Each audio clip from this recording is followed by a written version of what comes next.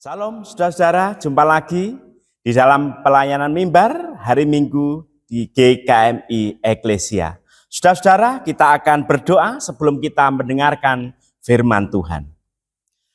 Bapa, kami mengucap syukur untuk segala karya-karya perbuatan Tuhan yang ajaib di dalam setiap momen kehidupan kami. Dan kami bersyukur untuk penyertaan Tuhan yang sempurna, yang tidak pernah undur dari keseharian kami. Sehingga kami mendapati diri kami hari ini menjadi orang yang penuh dengan kekuatan, penuh dengan semangat, dan terlebih lagi kami orang-orang yang bersuka cita kala kami mendengarkan sabda-Mu. Pimpin kami Tuhan, biarlah Roh Kudus-Mu berkarya di dalam diri kami, mengubahkan kehidupan kami, mentransformasi, menjadikan orang-orang Kristen yang makin hari makin baik. Kelakuan kami menjadi lebih baik lagi, karakter kami Engkau bentuk menjadi serupa Kristus. Ya Tuhan, ampunilah kami orang-orang percaya ini yang kadang-kala bahkan seringkali tidak melakukan firman Tuhan. Kami sering hanya mendengarkan, hanya menjadi pengagum akan sabda-Mu tanpa menjadi pelaku firman-Mu. Kami mohonkan ampun ya Tuhan. Dan hari ini biarlah Engkau berkarya sedalam-dalamnya, seluas-luasnya di dalam diri kami, melalui firman Tuhan. Di dalam nama Tuhan Yesus Kristus kami berdoa menyerahkan pemberitaan firman Tuhan. Biarlah firman-Mu sendiri yang berkuasa. Amin. Saudara-saudara, firman Tuhan hari ini saya berikan tema sebagaimana tema dari sinode, yaitu saudara-saudaraku yang paling hina. Saudara-saudaraku yang paling hina. Firman Tuhan terambil dari Injil Matius pasal 25 ayat 31 sampai 40. Injil Matius pasal 25 ayat 31 sampai 40, demikian firman Tuhan. Penghakiman terakhir. Apabila Anak Manusia datang dalam kemuliaannya dan semua malaikat bersama Dia, Ia akan bersemayam di atas tahta kemuliaannya. Semua bangsa akan dikumpulkan di hadapannya, dan Ia akan memisahkan mereka seorang dari yang lain sama seperti gembala memisahkan domba dari kambing. Ia akan menempatkan domba-domba di sebelah kanannya dan kambing-kambing di sebelah kirinya. Lalu raja itu akan berkata kepada mereka yang di sebelah kanannya, "Mari hai kamu yang diberkati oleh Bapa-Ku, terimalah kerajaan yang telah disediakan bagimu sejak dunia dijadikan. Sebab ketika aku lapar, kamu memberikan aku makan. Ketika aku haus, kamu memberi aku minum. Ketika aku seorang asing, kamu memberi aku tumpangan. Ketika aku telanjang, kamu memberi aku pakaian. Ketika aku sakit, kamu menjenguk aku. Ketika aku di dalam penjara, kamu mengunjungi aku." Lalu orang-orang benar itu akan menjawab Dia, "Tuhan, kapan kami melihat Engkau lapar dan kami memberi Engkau makan, atau haus dan kami memberi Engkau minum?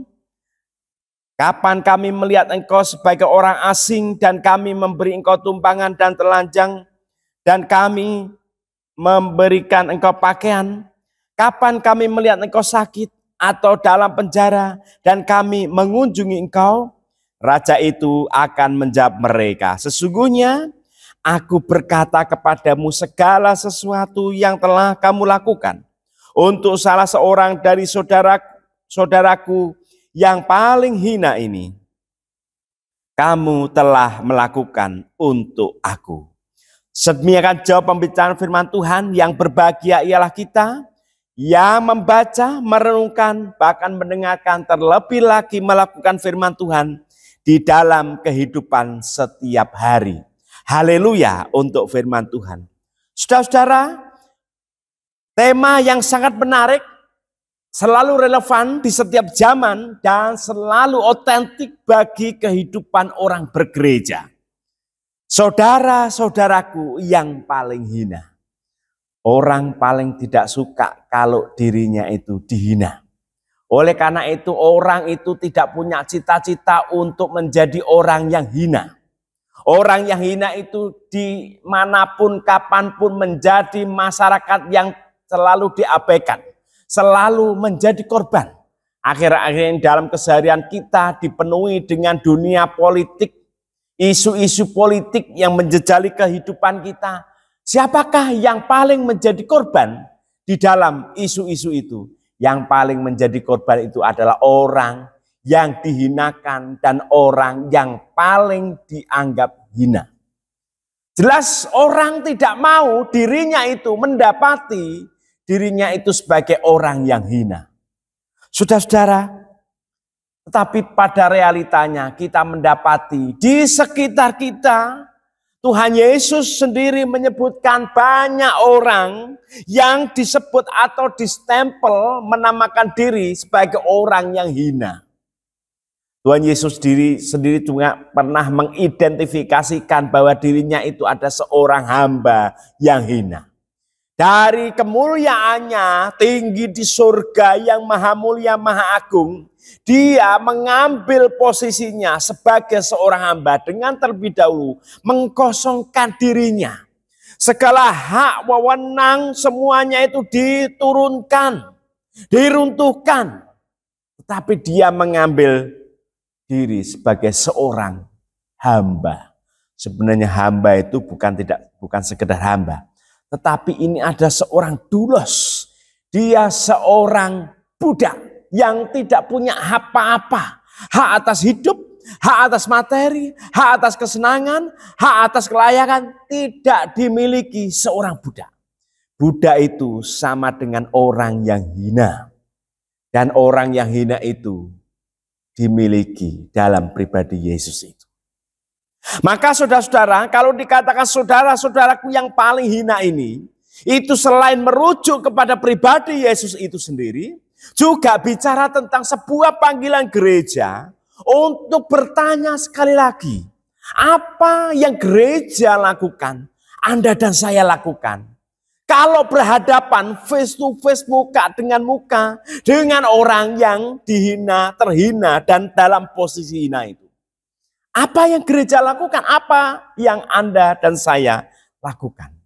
Saudara-saudara, ini mengandung berita teologis melalui teks perikop yang kita baca. Ini adalah terakhir-terakhirnya, saudara.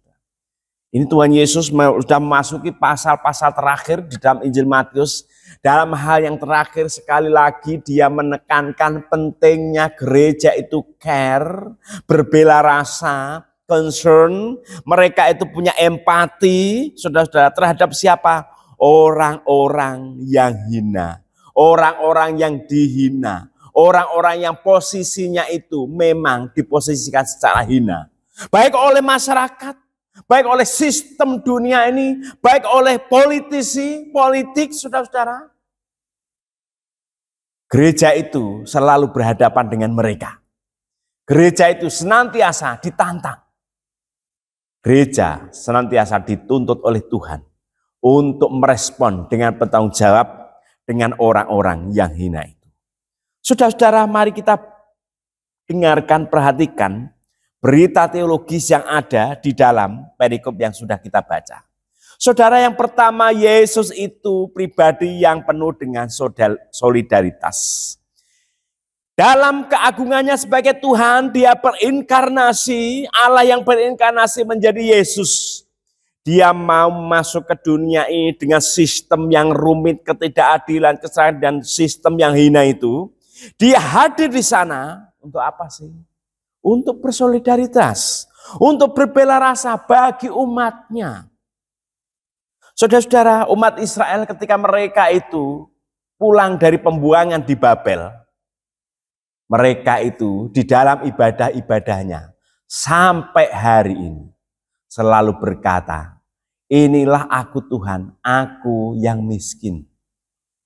Jadi sampai hari ini kalau orang-orang Ibrani, orang-orang Yahudi ibadah di sinagog, saudara-saudara, mereka yang ibadah di sinagog di mana saja itu selalu ada nyanyian, liturgi atau singernya, begitu saudara-saudara, liturgosnya itu selalu menyanyikan sebuah syair lagu yang mengatakan, inilah aku Tuhan, aku yang miskin. Ketika mereka pulang dari Babel, mereka benar-benar jatuh miskin, gak punya apa-apa. Mereka adalah orang-orang yang hina.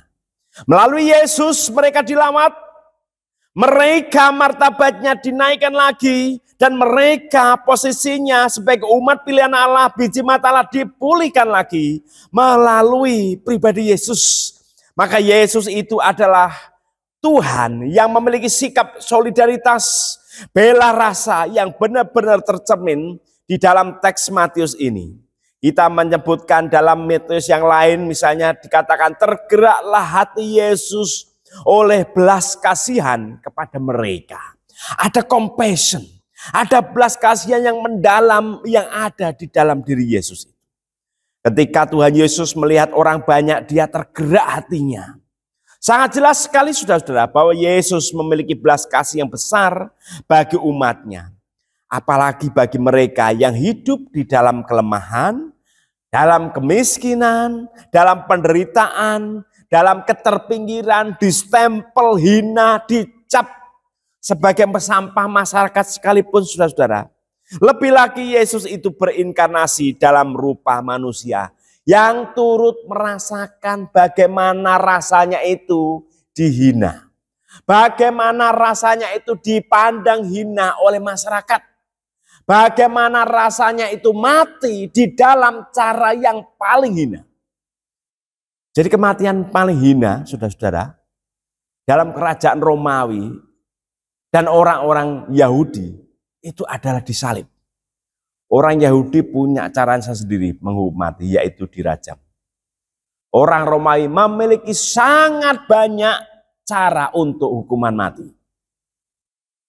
Jadi kalau mereka mau menghukum mati seseorang, lawan politik atau pemberontak atau orang yang dianggap pelanggar undang-undang Romawi itu, mereka itu buka buku, gimana nih caranya. Banyak saudara-saudara.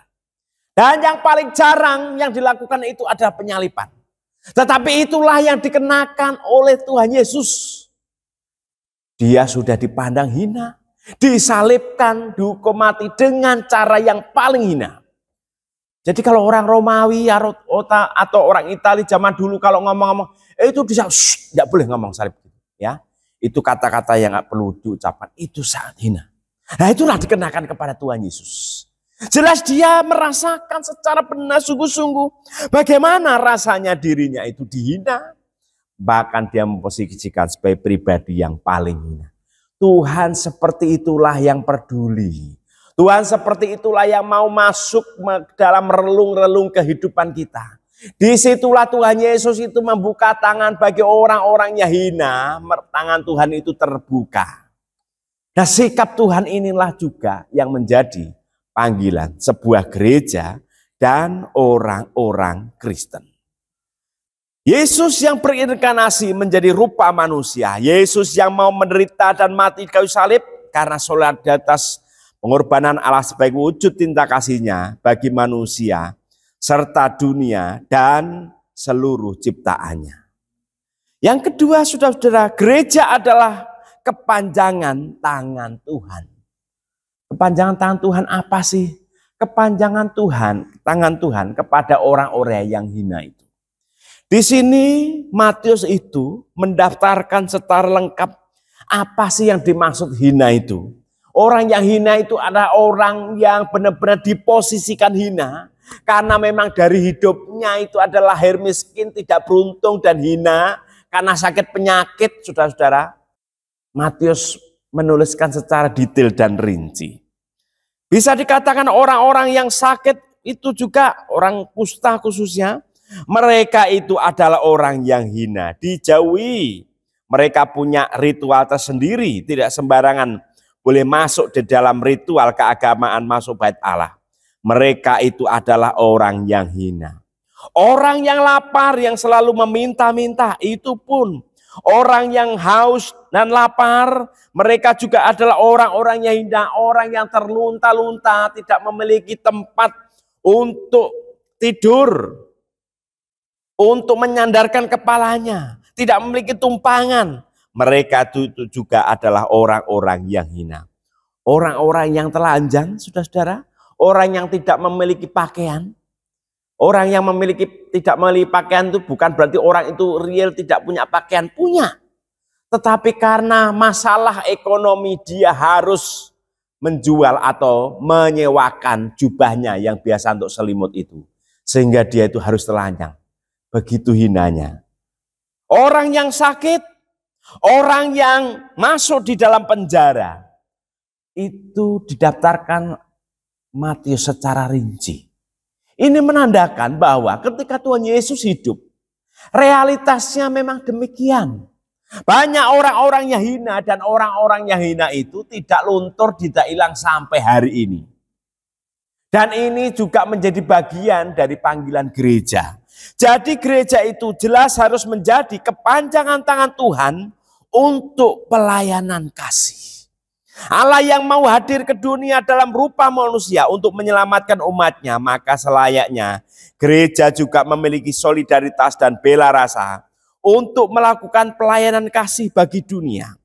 Gereja perlu memberikan kesaksian kepada seluruh bangsa-bangsa. Gereja harus melayani secara diakonia, begitu ya. Bagi mereka yang lemah, miskin, menderita, terpinggirkan, mereka yang nggak punya pakaian, mereka yang sakit, mereka yang benar-benar ya berada di dalam ketidakberuntungan, bahkan di penjara. Gereja harus menjangkau mereka. Gereja perlu membangun sebuah persekutuan secara inklusi di tengah masyarakat yang plural. Inklusi itu apa sih? Inklusi itu memasukkan orang-orang yang dianggap buruk, dibuang masyarakat, dicap jelek masyarakat. Jadi kalau namanya sekolah inklusi itu sekolah yang reguler tetapi menerima orang-orang dalam tanda kutip difabel atau berkebutuhan khusus. Itu sekolah inklusi, ya. Gereja nggak boleh kalah dengan sekolah. Gereja dipanggil untuk inklusif, menerima segala perbedaan yang ada sebagai sebuah bentuk pelayanan kepanjangan tangan Tuhan di dalam pelayanan kasih. Oleh karena itu saudara-saudara, marilah kita memperhatikan sekali lagi solidaritas dan keperpihakan Tuhan Yesus Kristus terhadap orang-orang yang lemah, orang-orang miskin dan menderita serta terpinggirkan. Dengan demikian jemaat itu diajarkan yang pertama supaya semakin memahami bahwa Yesus Kristus adalah Tuhan yang penuh dengan solidaritas, keperpihakan, penuh bela rasa, penuh dengan belas kasihan bagi umatnya. Tidak terkecuali bagi mereka yang hidup dalam kelemahan, kemiskinan, penderitaan, dan terpinggirkan dari tatanan dan standar kehidupan yang seharusnya.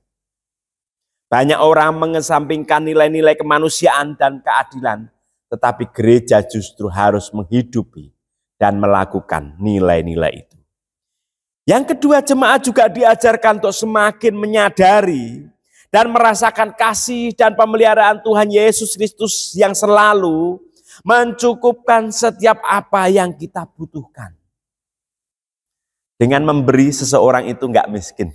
Dengan memberi sebuah perusahaan enggak bangkrut. Dengan memberi sebuah keluarga itu tidak kurang kehidupannya.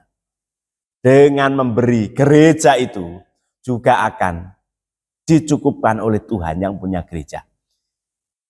Ini sudah banyak kesaksian, saudara-saudara ya. Ini tidak isapan jempol. Bahkan ya, di luar kekristenan pun berlaku seperti itu. Dengan memberi, Tuhan pun akan membalas segala pemberian kita. Itu rumus yang sudah fix. Prinsip yang jitu. Dan teruji sepanjang abad sampai hari ini. Yang ketiga, saudara-saudara. Jemaat Tuhan itu juga diajarkan memiliki solidaritas dan bela rasa bagi mereka yang lemah, miskin dan menderita, terpinggirkan. Dan diwujudkan dalam tindakan perbuatan konkret dalam kehidupan keluarga, gereja, dan masyarakat. Ini lebih pada sebuah penguatan gereja-gereja Tuhan. Bagaimana gereja-gereja Tuhan itu tidak sibuk dengan kesibukan internalnya, tidak sibuk dengan berbagai macam urusan-urusan yang terlalu banyak. Tetapi lupa akan pelayanan kasih kepada orang-orang yang hina itu. Saudara-saudara, sebagai penutup, mari saya ajak saudara mengingat kisah tentang orang Samaria yang baik hati. Orang Samaria yang baik hati itu tidak kenal siapa yang jatuh, siapa yang habis dirampok, dipukuli habis-habisan sampai kelenger mau mati itu, saudara-saudara. Tidak kenal. Dia langsung ambil, dinaikkan ke dalam keledainya, dan dia itu membawa ke sebuah penginapan. Nah, kita akan fokus kepada penginapan itu. Apa yang terjadi di situ? Saudara-saudara, orang penginapan itu nggak tahu menau tentang orang Samaria itu. Tetapi orang Samaria itu ngomong kepada pemilik penginapan itu apa? Rawatlah dia, obatilah dia sampai sembuh. Dan dia memberikan uang, lalu apa? Kekurangannya akan aku berikan setelah nanti. Nggak jelas nantinya itu kapan. Tidak diterangkan orang Samaria itu datang lagi atau enggak. Tetapi satu hal, pemilik penginapan itu, walaupun dia cuma disebutkan secara singkat di dalam narasi orang Samaria yang baik hati itu, dia mengambil risiko yang sangat besar. Dia mau rugi, dia mengambil risiko, saudara-saudara, bagaimana dia itu mengobati orang yang nggak jelas dari mana. Dia juga mau rugi, belum tentu orang Samaria itu kembali, saudara-saudara. Tetapi itulah rumah penginapan itu di dalam teks Yohanes kalau dikatakan dalam Injil itu dikatakan sebagai pondok pemulihan. Ya, pondok pemulihan itu yang dihuni oleh satu orang yang berani ngambil risiko. Dia nggak pilih-pilih. Dia nggak memilah-milah ini menguntungkan, ini merugikan, orang itu miskin, orang ini hina kaya raya. Oh, enggak. Orang yang nggak berdaya dengan dana yang nggak jelas di bawah orang yang belum tentu melunasi semuanya itu, dia terima. Maka betul kalau dikatakan itu ada sebuah pondok pemulihan. Nah, gereja sebagai organisasi, Anda dan saya sebagai gereja Tuhan, sebaiknya kita menghidupi panggilan sebagai rumah atau pondok pemulihan itu. Orang yang hina itu dipulihkan menjadi orang yang bahagia. Orang yang benar-benar sukacita. Orang-orang yang benar-benar pengharapan melalui pondok pemulihan itu. Segala sesuatu yang buruk dipulihkan di dalam kebaikan itu. Di pondok pemulihan. Siapakah pondok pemulihan itu? Anda dan saya hari ini. Amin.